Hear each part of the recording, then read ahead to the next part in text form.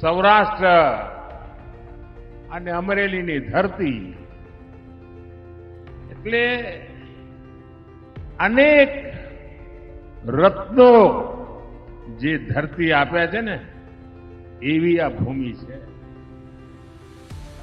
અમરેલીનું ઐતિહાસિક, સાંસ્કૃતિક, સાહિત્યિક અને રાજનીતિક દરેક પ્રકારે ગૌરવશાળી એનો ભૂતકાળ રહ્યો છે. આ એ જ ભૂમિ છે જેને યોગીજી મહારાજ આપ્યા. આ એ ભૂમિ છે જેને ભોજા ભગત પણ આપ્યા. અને ગુજરાતના સાર્વજનિક જીવનમાં કોઈ સાંજ એવી ન હોય કે ગુજરાતના કોઈને કોઈ ખૂણામાં ધુલા ભાયા કાગને કોઈ યાદ ન કરતું. એ કે ડાયરો એવો ના હોય, એવી કોઈ લોક સાહિત્યની વાત ના હોય કે જેમાં કાગ બાપુની ચર્ચા ના હોય.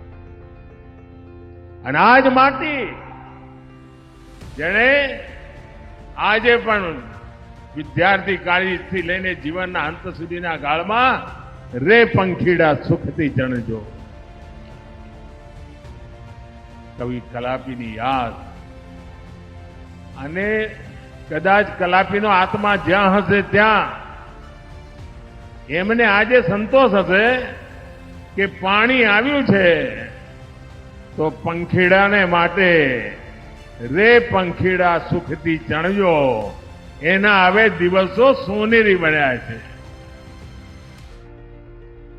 અને અમરેલી છે આ તો જાદુઈ ભૂમિ, એટલે કેલાલ પણ અહીંથી જ આવે.